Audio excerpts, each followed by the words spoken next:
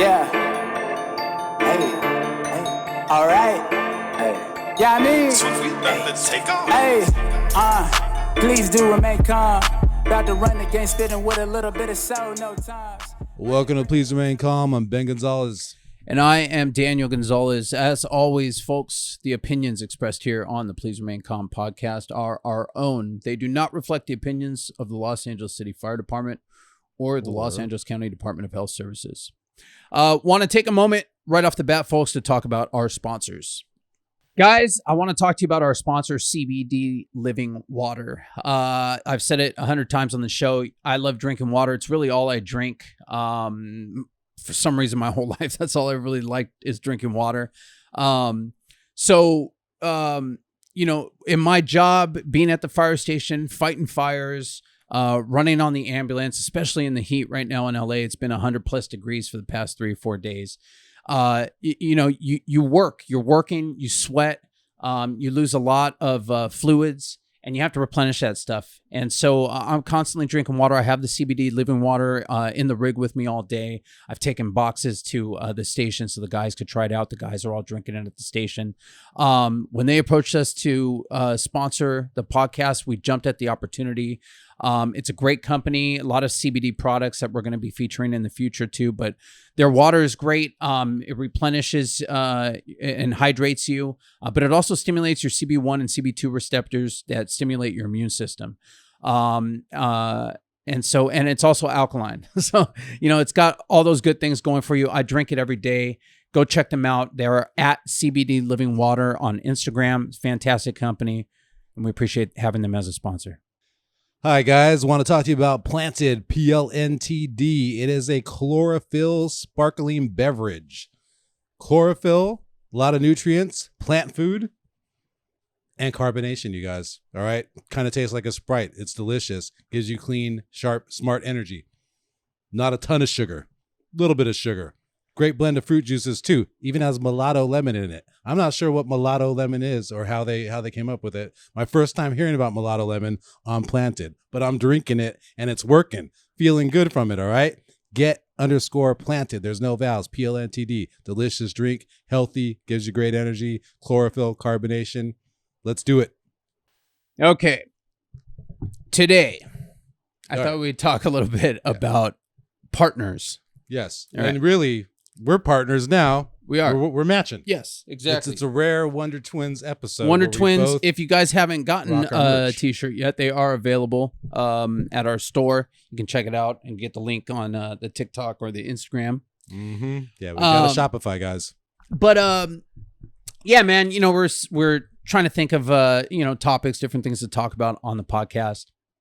And you guys know it's oftentimes it's difficult to get guest coordinated and stuff like that, finding somebody to come on, but then trying to get all our even to get both of us here. It really is crank out a consistent, and that's really why we schedule. haven't put out. We've been a little inconsistent with putting out episodes lately because we're working. Yeah, you know what I mean? It's the dog days of summer. Yeah. But partners, interesting concept because it's unique kind of to this line of work for the most part. Yeah. Being a paramedic or being a cop or something, there's not a lot of other professions where they assign you a guy that sits or a girl that sits next to you for the day. Even working like in an office in the cubicle next to somebody. It's like you BS about your lives and about like their kids and Susie's playing soccer and stuff like that, and they got their pictures on the cubicle and stuff, right? But there's a different kind of bond that develops with somebody or with people when you go through situations that are like harrowing or that are exciting or that are dangerous, and that you're going to have to depend on this person. Oh yeah. You know what I mean? It's like one of the reasons that you have like boot camp and stuff like that, right? Like the military talks about like breaking you down and building you back up as a killer, as a unit, but you also have like team building exercises and stuff like that, that are meant to help you connect better with the people around you. That's basically the basis of military service, is like backing up your brother. Being a team. And And really, man, if you talk to anybody a lot of people who have been in the military, and I've never been in the military, so I don't want to like try to present or want you guys thinking that I'm saying anything like that. Highest of respect to anybody who has ever been in the military. Oh yeah. But when you talk to them about like being in combat, the guys that I know that have been, like actually been in combat, Yeah. And you know, I tend to get a little bit more political than most people, and express my, you know, just my views on anything, right? Politics included. And I've asked guys like that, like, is it hard to fight in a war or to be in combat when the cause isn't something that you believe in, right? And typically the answer that I get back is that, like, man, when you're in that situation, it's almost like baby steps. You've got small goals that you need to achieve. Hey, we're going to take this hillside. Hey, we're going to take this building or whatever. And he goes, and in reality, man, you're really fighting to protect and fighting for the guy that's next to you, right? Right. And that all starts in boot camp and in like building you up and understanding that you're part of a unit and a team. But that's all psychological and like tested and worked on for like since the Civil War. Yeah. They've done studies where they found like in the Civil War, there was the North and South. They didn't really shoot each other that much. Yeah. Even though people died and there were casualties and everything, especially the closer people got, they didn't want to shoot each other. Yeah. Because they're kind of just looking at each other, and they've tried to figure out in every subsequent war, how do we get people to kill people? Yeah. You know what I mean? Because it's not a natural thing. Nobody really wants to shoot somebody unless there's some kind of personal motivation, but just for your army. And that happens too with other armies. That was part of what they were saying. Like in Afghanistan, they couldn't make a standing army because those guys don't care. Yeah. You know what I mean? Like how do you get them to care? And that was the way they found out to do it, was just make you focus on your team and that these are your brothers and they're going to die without you and you'll die without them and never leave them behind. It's funny. You only make that individual unit strong, and then you don't worry about the cause or anything else. Like you're going to fight because you have to. It's funny you bring that up, man, because, you know, I was boxing for a little while, right? I still, it's great exercise. If you guys are ever looking for something different to get into, boxing is great. But that was one of the things, like when we actually started sparring and getting in there and like throwing punches with people and stuff like that. That was one of the funny things about boxing that was just like tripping me out. It was like I didn't want to hurt this dude that I'm fighting. You know what I mean? Like I like this is like my buddy that I'm training with or whatever, or like some random person that I don't know, you know, and I don't have it's upside down. It's tripping me out. Or some random person that I'm just like gonna exercise. Like I'm not mad at you. We're not actually fighting. Right. So that took getting used to. Like actually, like you talk about like not wanting to shoot somebody up close. Like I didn't want to punch somebody and like actually hurt him. You know what I mean? So that was one of the things. It's like, man, stop pulling your punches. It was like, fuck, man, this takes some getting used to. And then you get used to it and you wind up fucking, you know, throwing good punches. But yeah, man, you know, it's unique in that you are close and living in close quarters with this person or these people. But then on top of that, you're also going through these incidents where you're relying on each other. They're dangerous. Somebody might get hurt. Somebody might get killed. Maybe someone in your crew does get hurt. Oh, shit. And there's a rescue that has to. Going through that stuff with people builds like a crazy kind of bond. Yeah. Right? Okay. All that being said, everybody's human. Right? Right. Like when, like this past month, right? I worked 5 sod days this month, plus my 10 regular shifts. So 15 days out of the month, that's half the month. Right? Yeah. I spent as much time with these guys and gals at the firehouse than I did with my wife and my kids. Right. Right. Maybe even more, because I go to bed at like, I'm asleep by like 9 o'clock at night, right? At home. And then I get up at like 4:30, 5 o'clock. And then at work, you know, I'm still up all day dealing with these fools all day. And then at night, we're getting up 2 or 3 times a night and going through an incident or whatever. So you might even say I spend more time with my partner and the people that I work with at work than I do with my wife and kids. More one-on-one time sometimes. Yeah. But everybody's human. Everybody has their like good qualities and their bad qualities. You know, everybody has their flaws. Everybody goes through life's up and downs, and you know what I mean, trials and tribulations, and relationships starting, relationships ending, marriages starting, marriages ending. Yeah. You know, kids being born, these like huge life events and shit like that. So even without that though, just people's personalities and styles, to have to be with somebody 24/7, do these jobs, do these tasks, even without what they're personally going through, because you don't get to pick who it is. yeah. You know what I'm saying? Whoever it is, it's who's in the seat next to you that day, and you're going to have to make it work no matter what. Yeah. So you can be diametrically opposed on everything, Yeah. and still have to come together. Usually those work themselves out. Like somebody will transfer out, but even still, you have to be like, if you transfer into Until a it spot, happens, it happens. you have to be there for I forget what it is now, 8-10 months before you can actually transfer out again. It used to be a year. Yeah. I And think that it's can te- be a I think it's long 10 months 10 now. months. It could be a long 10 months. Long. Hell yeah. Especially if you've both just accepted the fact that you don't fucking like each other. Oh, yeah. You know what I mean? And yeah. you're just like, it's terrible, man. Yeah. It's terrible. Because every day it's like, fuck this guy. Sometimes it can get so bad that you can actually go to the front office and go, hey, look, I can't work with this guy. We can't work together. And they'll figure it out and they'll get you separated and, you know, detailed someplace. But yeah. And sometimes they don't. And sometimes they don't. You have to work. So So blows sometimes. I've got a few stories to tell.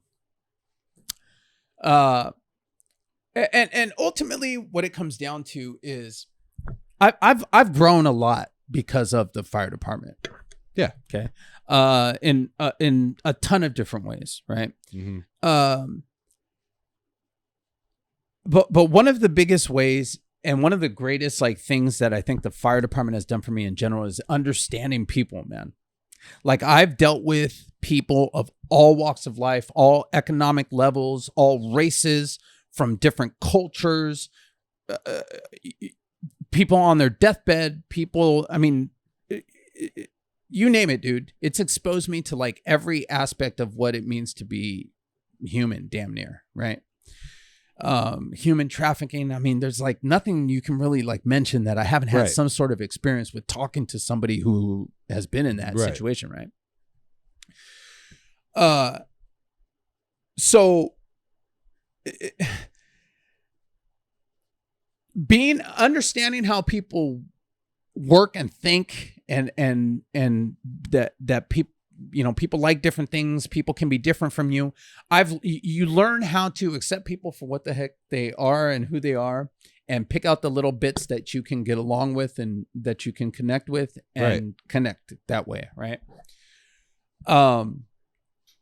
And man, it can make the difference if you have a partner that you click with and a partner that you don't. So, in the early days when I was working at Nines, mind you, I was much different person back then as well, right? Big partier. Everybody that was in the station was partying at the time. We were all young, right? We were all, for the most part, single, and even the ones that had girlfriends were like girls that like hung out with us and everything and partied with us. And I remember getting in an argument. So that place was like it was a rotational task force. Okay. So there's a paramedic, there's a paramedic ambulance that we rotated onto. So it was 2 medics on, and then a third medic was assigned to the shift. But you would work on like the truck or the engine as a firefighter. Right. And then every segment we would rotate. So this guy would go onto the fire side. So you got fire experience, and then that guy would come back on the rescue. So you'd be 2 segments on the rescue and then 1 segment on the fire side. So I had 2 partners there at the time. Right. And so this one morning, so when you're working and you get an overtime day or a sod day, right? Scheduled overtime duty, out of house at a different house. Okay. You should be up with all your bags packed, showered, dressed, ready to walk out the door by 6:30 when your relief comes in, so that you can just grab your shit, give relief, and then take off to the new station, because that guy is there waiting for you to show up. Okay. So this one morning, man, or this one night, you know, I'm working there. I have a sod day the next day. I forget where. And we're Nine's busy. You know, the year before I was there, it was the busiest station in the country. Busy station. We're up all night. Somehow, some way, my alarm didn't get set or didn't go off, or maybe it went off and I didn't wake up and someone turned it off right in the dorm, which happens. I didn't get up. So come like 6:45, one of the other senior firemen pokes his head and kicks my bed. He's like, "Hey man, don't you have a sod day somewhere?" Oh shit. And I'm like, I got like a year or 2 years on the job at this point, right? So I'm just a baby. So oh shit, you know, get up, get my shit on, go downstairs, make relief, and take off, right? Get to the other station. I'm a little bit late there. Hey dude, I'm so sorry, blah, blah, blah, whatever. Next day, come back for my shift again and get called in the front office. Get a whole talking to about not being up for my sod day, right? Yeah. And I'm like, how the hell did the captains know that even happened? Like, it wasn't like a big egregious thing. It's not something like that I do all the time. What the hell, dude? You know what I mean? So I started asking around. Well, it turns out this one guy, one of my partners, told the captains, basically. And I'm like, all right. Like, somebody's telling me that this guy told him. And I'm like, what was like the scenario? Like, they were like, he was just like tattling, dude. Like, he just like came up and was like, hey, Cap, this is some bullshit. Da, da, da, da, da, da. I was like, what the hell? So I confronted him. I'm like, hey, man, what the hell? Blah, blah, blah. And he's like, well, you should be up. And I'm like, hey, man, you're a fireman just like me, dude. All right. You have a problem with me? Come talk to me. What are you running to the front office and bitching about shit like a baby for it, you know? So we wind up having this, dude, we're like nose to nose. I won't even say the insults that were going back and forth, but they included his girlfriend and before this, there was any nothing, static between you guys? You were cool. But I wasn't the best employee at the time, right? So he might have been brewing a little list against possibly. you. I could have been the asshole to him on our shift, right? Because how much time did this guy have on?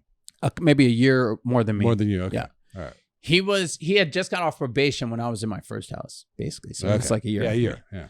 So we have this like where we almost come to blows argument on the app floor, right? Where the guys come and separate us. And you know, moms were talked about. It was like a whole big like shouting match, right? Mm-hmm. All right. Well, we're supposed to work on the rescue that day, right? And at the station at 9's time, there's 2 rescues, right? The one rescue rotated. The other rescue was straight medic. So I asked one of the guys in the other rescue, hey, swap with me, man. I don't want to work with this fucker. And so he did. So I threw all my stuff on the other rescue. We ran a call, right? Come back. I get called to the front office. My captain too, Pat Hayden. It's a great guy who I'm trying to get on the podcast, actually. It's a retired chief. He goes, hey, what's going on? Why are you on 209? I go, me and such, we're butting heads, and I don't think we should work together today. What happened? So I tell him, right, the whole story. Of course, he already knew the story, right? Yeah. Captains, they ain't no dummies. That's another lesson to you guys too, you youngsters out there. You get called in the front office, man. Let me just tell you right now. Honesty is the best policy, right? Take your fucking lumps. If you did something wrong, take your lumps and deal with it and move on from it. You go in there and you try to lie, you try to like create a story about shit or whatever. I guarantee you these fools in that front office already know the whole story. They're calling you in there to see your side of things, but they already know what the hell happened. Okay. There's 12 guys in a fire station or 6 in a engine rescue station. Somebody already told, you know what I mean? If they got called in the front office, and they didn't have anything to do with it. Somebody already talked. So just be honest, take your lumps and move on from it. It's the best policy. Trust me. So anyways, he calls me up there. He asks me what happened. So I tell him everything that happened. And he goes, ain't going to happen, man. You guys are partners. You guys are going to work together. You guys are on the same damn shift. Neither one of you can transfer out right now. Switch your shit back over to the rescue. Figure it out. Yeah. And he was right. So I'm like, damn, all right. So I put all my shit back on the rescue. I go looking for this fool right upstairs, and he's sitting in the in the locker room, and I go, "Hey, Cap says we have to work together today," and I go, "So look, I'm sorry for what I said about your girl. I'm seeing this like a TV show. I'm sorry for what I said about your mom. Okay, I didn't mean that. I've never met her. I'm sure she's a lovely lady. I meant everything I said about you being a dick for snitching, and that you shouldn't be doing that. You should come to me and talk to me. I meant that shit. Yeah. Okay, but I apologize for the shit that I said. That was wrong. You know, it's childish. It was in the heat of the moment, and I'm cool if you're cool, man. Like, I've said what I had to say, and whatever. It is what it is. You can feel it or not feel it, but I'm cool if you're cool, and put my hand out. Yeah. And he goes, all right. Well, I'm sorry for, talking about your mom too. And, talking about you being a piece of shit or whatever. Yeah. And we shook hands and moved on. Right. That's like when we were little. Yeah. We fought. Yeah. And then we would have to apologize and try to be nice to each other. It's kind of the same thing, man. Yeah. It's kind of like your brother. Like, that's your what I'm brother. saying. You got to go. Captain Hayden's like dad. That making you make up. It really is, man. Yes. It really is. But I learned a lesson that day, man, that like, okay, nothing's that important that you can't really address it and apologize and move on from shit. Right. Right. I've had run-in like Ferrer, Well, sorry, but after that it was squashed. Yeah. There was more or less. Even it's funny, man, like even like later years later when after I like completely cleaned myself up and stuff like that and was sober and all that stuff, right? Randomly I worked a day at like 10s or something like that downtown, right? And we went to a spot to eat lunch, and this other rescue pulls up with Boz, Captain Bosworth. Yeah. It's on the podcast. What episode was that? 29. Son of a bitch. Yeah. He was still on the rescue, and this guy from Nice, they were working on this other rescue. Yeah. They came into the spot for lunch, right? And have I told the whole story about like why I got sober and like the sitting on the porch and the water pouring on my head? Have I told that on Yeah, here? I'm pretty sure I have an episode with that. Okay. Yeah. That had to happen like maybe 6 months before that, right? So it was like I was like This is a new cocoon Danny. Yeah, I was like new clean and butterfly. healthy and freaking in shape and just like the best spot that I could be, kind of like I am now, right? And I hadn't seen this guy since back in the day, right? And we had that interaction. I think he transferred out not too long after that, and then I wound up transferring out, whatever. So in they walk, right? And I'm like, oh shit. And part of if you ever go through like any kind of recovery or anything like that, part of it is like making amends. I was gonna say it's a chance to make amends. It is, right? It is. It's super cathartic to make amends with somebody that you'd wronged, right, in the past, or whatever. And I do feel like that argument probably would not have happened the way it happened with the shit that was said if I wasn't. That's what I was going to ask at you. that time, right? Yeah. So they come in, hey, what's up, man? Hey, what's up, Boz? I used to work with Boz all the time. And, hey, what's up, dude? Shake his hand. And like I said, we were cool. So it wasn't like we all got food and we sat down. And actually the dude I was working with, that's what it was. I was working at 34th. The dude I was working with is this Filipino dude, super fit, super like the food he ordered was all like perfect and everything, just like super like fit, put together dude. And so we had been talking about what I was going through at the time and how I just got right. So then in walks in. So to me, it was like, I was like all into like the universe, like lining itself up for me at the time. You know what I mean? Yeah. So for me, it was like, I time. was just talking to this dude about all this shit. And then boom, and then comes this dude I haven't seen since back in the day. Right. So give hugs everywhere. And then we sit down and, I start, somebody obviously like asked how you doing or whatever. And so I started telling him my whole story and shit. Right. And then I turned to the guy and I go, and like you, man, I go like, I feel like I owe you an apology for how I was back then. Like, I feel like it contributed to us not being as close as we could have been, not being as good partners as we could have been. Definitely contributed to that falling out that we had, and I'm sorry, and he was just like, oh shit, cool, man, and big hug and shit. And it was cool. It was cool. I don't even know why we got on that or talking about that, but it was just like a random thing to happen. So shit like that can happen with partners, right? Yeah. And you can have partners like Ferrer, like one of my best friends in the world, right? We've gone through a whole lot of shit together, but there was a time when we didn't fucking talk. Yeah. We were partners at 57s. But with Ferrer, it's not like you like met and became friends like on the job. No. You're already friends. You sought each other out to work like like LeBron James, Dwayne Wade. Yeah. Kind of thing. Yeah. And we still had a falling out. Yeah. You know what I mean? Yeah. That's what I'm saying. That should have been the ideal situation. My boy, we're partners now. Yeah. We're having fun doing calls and shit. And we hated each other, dude. Yeah. For like 6 months till one of us transferred out. I think I got out of there first. Now, which stage of the Danny Butterfly were you at this Oh, I point? was an asshole stone. Okay. That was probably that might have been my worst 57s, stage. yeah. 57. So that's what I'm saying. 57s. So now this is another case where, like, in retrospect, you're like, yes, I had a hand in this. Yes. Yeah. I can definitely look back and see how the person that I was affected the relationships that I had on the job. Yeah. But also my work. You're the partner. Yeah. For real, dude. Ultimately, that's what I was going to get to, right? That's what I was going to get to. Dude, yeah. But yeah, man, like,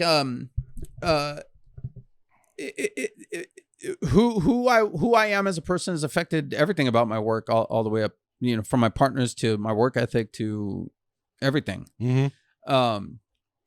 But then you have partners. So you can have partners that you just don't get along with. Okay.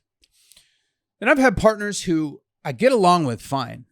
And I've got two guys that I think about in particular when I say this. They're nice guys. Like I would hang out with them. I know everything about their families. They're good dads. They love their family. They go to church. But something about getting a 911 emergency call just enrages them. Right?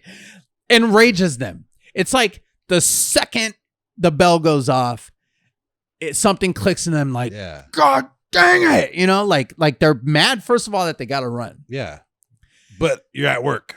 You're at work. I mean, and you're called for the work that you are being paid. Not only do we get paid to be here and to do this work, but like somebody needs our help. Yeah. I don't even know numerous reasons why you shouldn't have a problem with this. It might be bullshit. It might be a dumbass call that we regret ever going on. Yeah. But give it a chance to be bullshit. I don't even know what the hell we got yet, right? We've already discussed in previous episodes that you can't trust what the computer says. You can't trust what the call is, right? So what is the point of getting all worked up right off the bat? Now, there's a difference between like being aggravated that you got to run because it's your fifth run after midnight and you haven't slept, you haven't ate, right? Okay. Right. I get that too. Or you're starving, you're about to eat. Yeah, you get you give out a little yell and then you bite your lip and you put your shoes on and you might even bitch all the way to the call. But as soon as you get there, hey, how's it going? I'm Danny, I'm the paramedic. Though. Yeah. Right. But when you get on scene, you flip the coin, man, and you put a smile on your face, and you should start every incident. You should. A fire incident, EMS incident with the smile on your face and what's going on, right? Yeah. So I think these two partners that I've had in the past that aggro, right, when it comes to a 911 incident, to the point where it affects the call.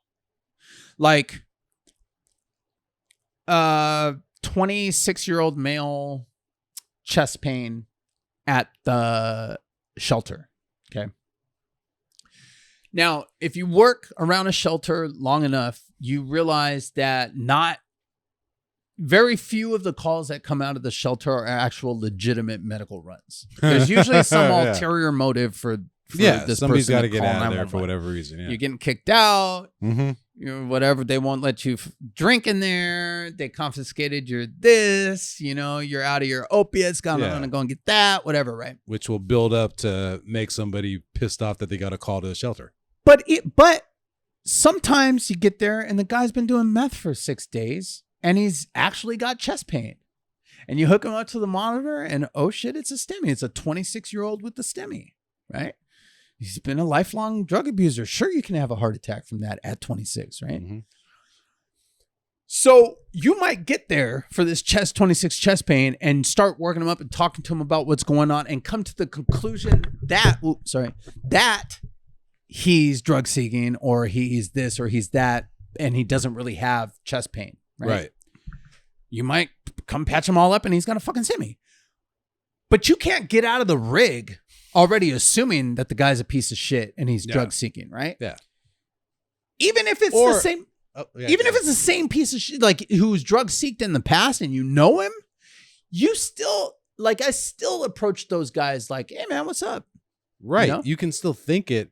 Keep it to yourself though. You Don't have man. veins bulging your forehead already and like pissed off, stepping right out of the You rig. have to for a number of reasons. One, and I think the most important reason is that you set the tone for the entire call when you come out guns blazing. Mhm. When you come out, what'd you call for?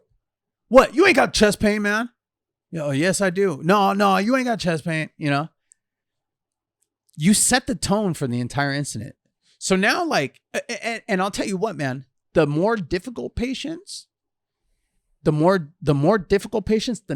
you are to the more difficult patients, the easier that call is going to go. Of course. Some people are just dicks. There's nothing that you're going to say or do that's going to make them more cooperative. That's going to make them answer all your questions. But more times than not, man, especially dealing with the homeless, like you have to understand, like these people get looked at like they're pieces of shit, like all day long. Right. Yeah.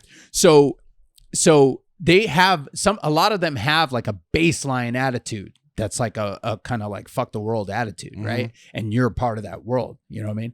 So when you come up to them and look them in the eye and go, hey man, what's up? How's it going? I'm Danny. Hey, nice to meet you, man. You know, hey, what's going on today?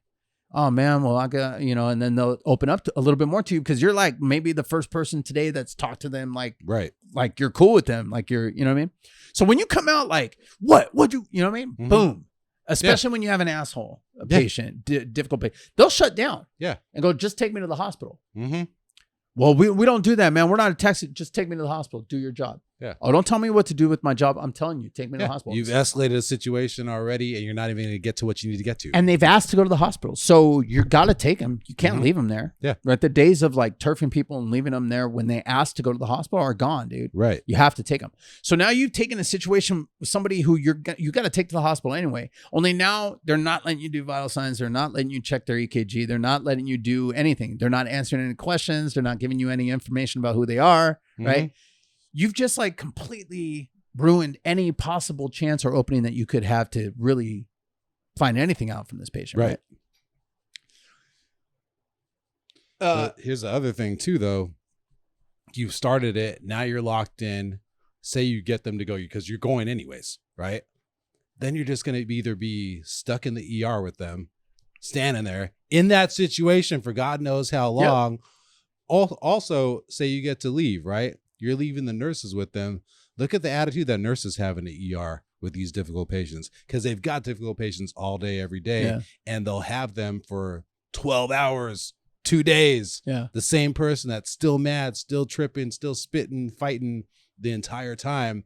And they're not going to just sit and fight somebody for 2 days. Yeah. You know what I mean? But ER nurse is just like, all right, fuck this guy. Just do your job and everything. But you don't engage to like, escalate things and make things worse for yourself. I mean, I'm glad you brought that up too, because you're setting the tone for what happens in the hospital too. Exactly. You know what I mean?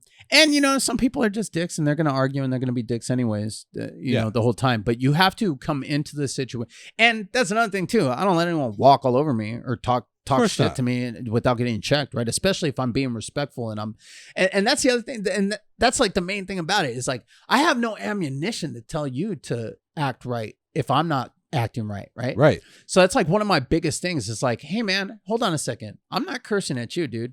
I'm not cursing at you. I've been nothing but respectful to you, man. I came up and asked how you were doing. I introduced myself. I can always say that to people. I have that ammunition because I come into the situation that way, right? When you come in the way this partner does, it's just like, fuck, man, it just ruins. It's just like dropping a bomb in the middle of gasoline sometimes. Yeah. You know what I mean? Yeah, I've had him. We have situations where we get called for IFTs, interfacility transfers, from. So typically, if a patient is in the hospital already and they need to transfer to a different hospital, they'll call a private ambulance to come and do that. Right. Okay. There's critical care private ambulances that'll respond with a nurse and shit for the people that are hooked up to all kinds of medications the issue and stuff. is they're limited. There's only so many in the county that are going. Yeah. When they're on a run, that run might already be a couple of hours at a time. Yeah. You know, so they'll get like an ETA. Or long runs. Yeah. So they get super long ETAs. If somebody has to come out of an ICU to go to another ICU, because this is what I do too. So there's different, varying degrees of that. But sometimes, the shit hits the fan. This person has to go to where like the other hospital, they already have an agreement with another ICU that just takes these people as soon as this specific thing happens. Yeah. So they'll actually consider flying. I think that's what, maybe the guy had like a STEMI in the ICU or something like that. Yeah, they don't want to rush to 911. Like they'll try privates first. They'll even consider like a helicopter. So sometimes they do rush to 911, right? And be like, and we'll get there and we'll be like, what Well, they're not supposed to. Yeah. What privates did you guys call? Well, they're usually take too long, so we just called you guys direct. Well, that's not how it's supposed to go. You're supposed to call and try to find a private first, right? But when they can't and a life lays in the balance, they'll call 911 and we'll get dispatched, right? And for Marina Del Rey Hospital, technically that's 67's district, but they don't have a rescue. So we'll get Engine 67 and us going to Marina, which is a Cedars-Sinai affiliate, right? And we'll transport the patient typically to Cedars-Sinai, STEMI, stroke, whatever it is they deem needs an emergency transport. Well, per our policy, there's only real specific things that we're supposed to take: STEMI, stroke, and so and some traumas, right? And so sometimes we'll get called there for an IFT, and it's not any of those things that fall in our policy of what we're supposed to be taking, right? They've called for numerous different things, right? Ladies about to have a baby, they don't have any OB. They're not perinatal or whatever. Technically, that doesn't fall under what we're supposed to do as a 911 rig, right? You're taking a 911 unit out of the public, out of service to transport this person who's already in a higher level of care, right? So for us, it's like, is this necessary? Do we have to be here? Does Venice have to be unprotected to take this person from hospital to hospital? That's why it's not supposed to be done, yeah. So, we'll get called sometimes for different things that are outside the purview of what we're supposed to be doing, right? Now, for me, though, when we get on scene, just like on an incident, I want to know what's going on. What's going on? Okay, this isn't a STEMI trauma or a stroke, but what is going on? Well, this lady's, her water broke. The contraction of this far apart. We don't have any perinatal. We don't blah, blah, blah, blah. It's, if she has any complications, we're screwed, blah, blah, whatever. Okay, let's go. Is there a chance I might deliver a baby in the back of the ambulance? Sure, but there's a chance I might deliver a baby in the back of the ambulance any freaking OB call I go on, right? So let's go. We got to transport this patient for whatever reason, but they're on these meds, and they're intubated on a respirator. Okay. Well, we don't have any of that stuff, so our team needs to come with us. A nurse needs to come with us for these drips. But if you guys are willing to come, let's go, right? And you don't have to do that. Right. Yeah. Right. That's you going above and beyond, really. I don't have to do that. But here's the other thing too. If they're doing that anyways, they could have just got a BLS unit to come put the team on there and go. So ultimately, it comes down to doing what you got to do for whatever's best for the patient. The person's going to die. And an EMS captain gets attached to these IFTs at the time of dispatch. And so even if you wait for the EMS captain to come to go, look, hey, we're not supposed to be doing this.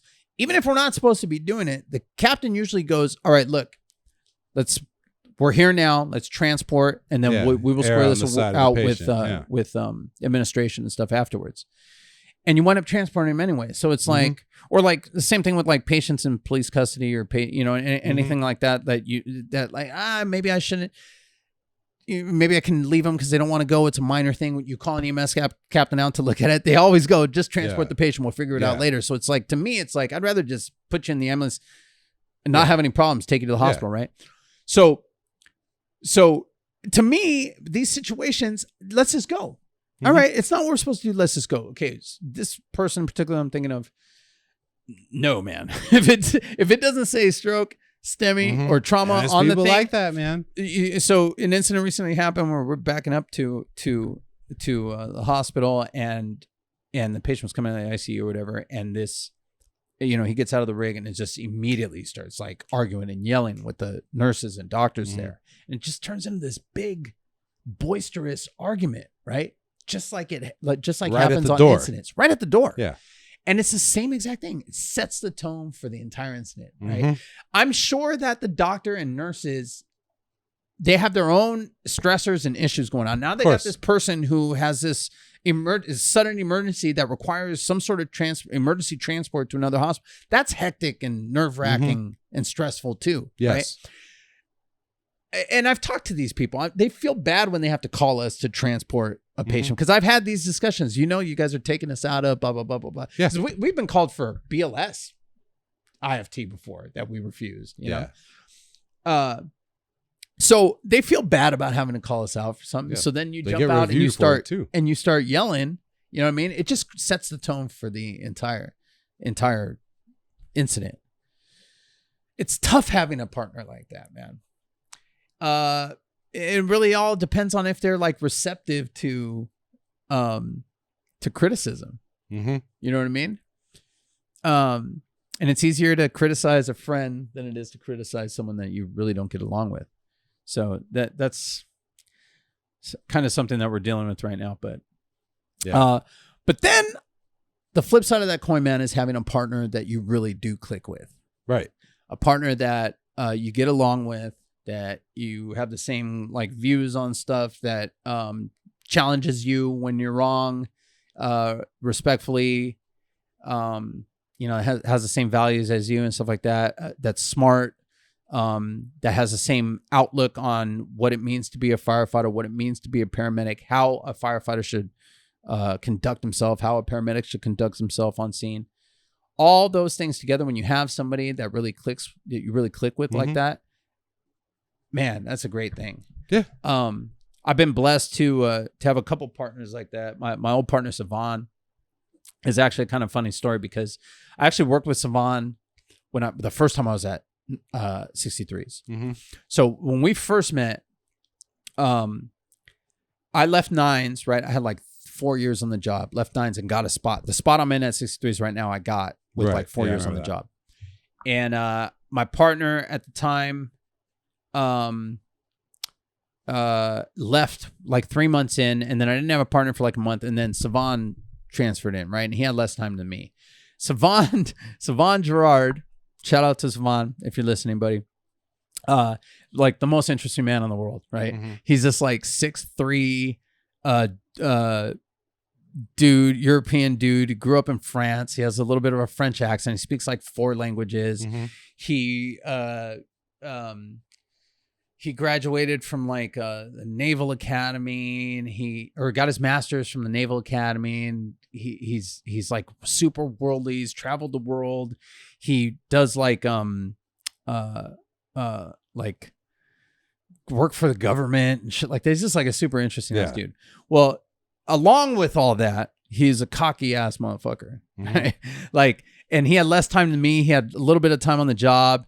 He was married to someone that he didn't really get along with at the time. So when he showed up to 63s back then, and I came from Nines, right? It was this like super cocky dude that like super thought the world of himself. And, if you wanted to know how badass he was, just ask him, he'd tell you. And thought he knew everything about being a medic. And yeah, I remember, didn't he get on your nerves at first? Oh, I couldn't stand him, dude. And he couldn't stand me because I couldn't stand him. Right. Just there wasn't an ounce of like humble in his body, in my opinion, right? We would butt heads on shit on incidents, because he's trying to do stuff in a protocol that you can't. There's no protocol for that. What the fuck are you talking about? We have to call this in, right? Yeah. Cardiac arrest one time. He's like, I'm going to protocol this. I'm like, we have to call it. We had to call him in at the time, right? Make base contact. Hey man, just explain shit what like protocoling is, people, real quick.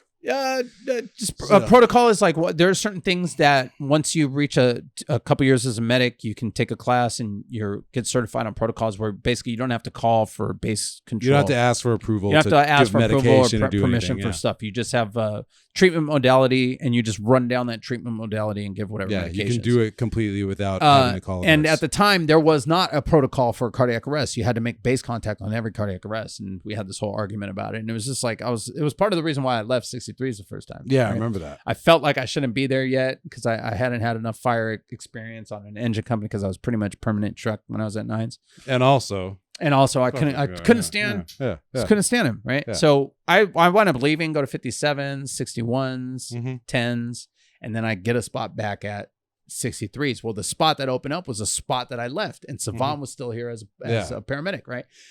Through that time that I was gone, I changed drastically as a human being, right? And Savon did too. I'd run into him a couple times here and there, and found out that he had gotten divorced and was with somebody new and had grown. He had lost a bunch of weight and all this stuff, and then I put in for 63s, and I actually called him beforehand. Right? I said, "Hey man, I just wanted to talk to you. Just want to let you know, I know that we didn't get along the greatest when I was first there." I go, "But I feel like we both changed a lot, dude." The amends tour again. Like, my name is Earl. I feel like, and that's why I was so comfortable doing it, man. Yeah. Let me tell you guys, dude, when you have beef with someone or you have a problem with someone, or you've wronged someone and you're worried about talking about it and shit like that, there is nothing better than just addressing it, especially if you're sorry. If you're coming with an apology. I mean, I've wronged people bad, you know what I mean, to the point where like the dude wouldn't talk to me. Yeah. And I talked to his roommate and said, "Listen, man, tell him I understand. I get why he doesn't want to talk to me, but this is the reasons. If you could just tell him that. If he doesn't ever want to talk to me or address it, it's cool. Right. Let him know." It just, man, it's like taking take just a huge weight off your shoulders when you approach someone, you address that stuff. Especially when you have remorse for something. Express that remorse, man. Yeah. Even if somebody isn't willing to like accept you back, I guarantee you they appreciate hearing it. And you got it off your chest. So I call him. I'm like, "Hey, look, dude, I know we didn't get along the best, but this is what I've gone through, man. You know, I went through this, this. I'm a much better person. I'm a much safer, better place. I'm happier, blah, blah, blah. And I think we're going to get along fine, man." And he was like, "Okay, cool." And later on, he told me, he appreciated the phone call. It made him feel a lot more comfortable about the whole thing because he was stressing out about it. But the second time I came back, we got along great, man. And Savon had learned a little bit more humility. He learned how to operate a little bit better with people in the fire department and whatnot. And, he's married to a fantastic girl that he's still with and had a beautiful daughter and was just in a much happier, better place, as was I. Growth. As was I. And so we got along great, man. And on top of that, he's just like one of the sharpest dudes I've ever known, Even when it came to like paramedicine stuff, we would... he wouldn't be able to be afraid to try things that we knew were going to help the patient. We both were confident in our skills, whether it was intubating somebody who was like questionable, should we be intubating this 13-year-old or whatever? And like, we made each other confident that we had each other's backs. And then my partner right now, Matt, I honestly, man, could not ask for a better partner, dude. He's a super cool dude. We have a lot of the same, likes, like the same type of music. He's like more center left. His dad was a Marine. It was a career Marine. And I'm, obviously more progressive left. So like when I say shit that sounds like crazy left to him, he'll be like, "Yeah, but Danny, think about this." And he'll give me that kind of little bit right leaning view. And, he's really good with money. And so we have like good talks about money and like, how to invest our, deferred comp and different things like that. On top of that, he's a amazing paramedic, man. He's just like a solid, sharp dude. When new policies come out and stuff like that, he like, locks him down on his phone. He makes sure he reads and understands like everything about it. He's just like kind of like a check on me because I'm like a lot more loosey goosey with shit. Like I'll read a policy and I'll get like the gist of it and I'll be like, "Yeah, okay, I got it." You know what I mean? Yeah. And if if it like comes down to a situation, like I'll pull my phone up and like have to look it up and stuff like that. Matt's like on it with all that stuff, right? And we just have come to a point now where we understand how we operate. So when we get on scene of stuff, you know, if Matt's doing something here, I know that I need to jump in over here and knock this out for him real quick. Or if I'm working online, he sees that I'm like struggling with, you know, getting access over here, he automatically jumps over here. And it's almost like this like cool symbiotic like flow that we have when we're on scene of calls and stuff. How long have you been partners? Well, we were partners for a few years, and then he left and went to 85's rotational spot for a year, and then came back again. So shit, man, 5 years, 6 years. But